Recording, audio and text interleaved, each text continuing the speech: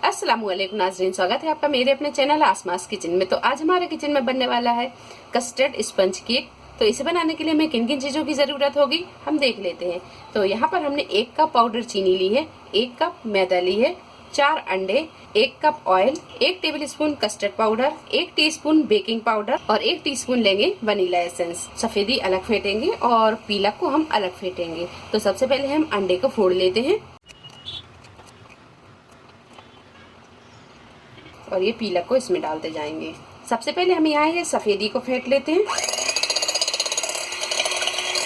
सफेदी को हम इतना फेंटेंगे कि ये क्रीम जैसी दिखने लगे।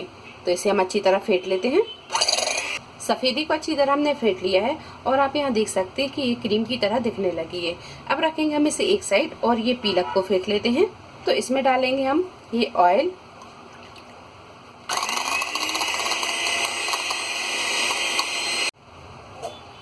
तो यहाँ हम ये पाउडर चीनी डालते जाएंगे थोड़ी थोड़ी और इसे फेंटते जाएंगे।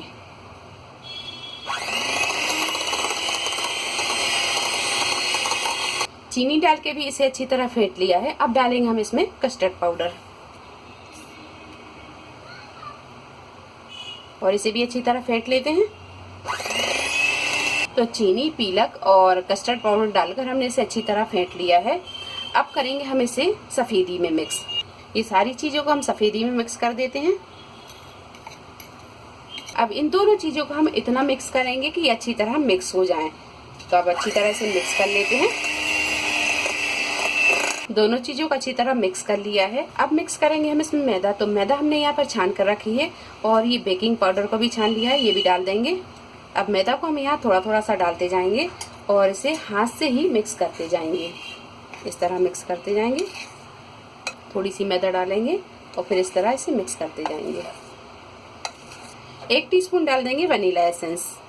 इसे भी अच्छी तरह मिक्स कर लेंगे। सारी चीज़ों को अच्छी तरह मिक्स करने के बाद में अब डालेंगे हम इसे केक मोल्ड में। तो यहाँ पर हमने केक मोल्ड को अच्छी तरह ग्रीस कर लिया है और नीचे बटर पेपर भी बिछा लिया है। अब डालेंगे हम ये सारा बैटर। हल्का सा हम इसे टैप कर लेते हैं। अब रख देंगे हम इसे पतीले में, क्योंकि गंज बहुत गर्म है तो इसे बहुत सावधानी से रखें। अब हम इसे ढाल देते हैं और गैस की फ्लेम को करते हैं बिल्कुल मध्य और मध्य फ्लेम पर हम इसे 30 से 35 मिनट बेक होने देंगे। बीच में हम इसे चेक कर लेंगे। अगर ये बेक नहीं होता है तो थोड़ा सा टाइम हम और बढ़ा देंगे। और केक यहाँ अच्छी तरह बेक हो गया है। आप यहाँ देख सकते हैं कि एक टूथपिक हम इसमें डालेंगे और ये अच्छी तरह क्लीन आ गई। इसका मतलब केक अच्छी तरह बेक हो गया।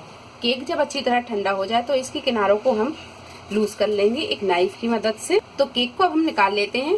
यहाँ एक प्लेट को हम इस तरह उल्टा रखेंगे और इसे इस तरह पलट लेंगे। अब इसे हम इस तरह हटा देते हैं। माशाल्लाह कितना खूबसूरत सा ये केक बना हुआ है।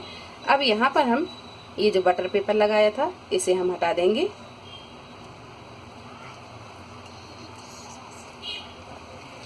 तो बहुत ही स्पंज ये कस्टर्ड केक बनकर तैयार है। अब हम इसकी कटिंग कर लेते हैं। अब हम इसे काट कर दिखा देते हैं।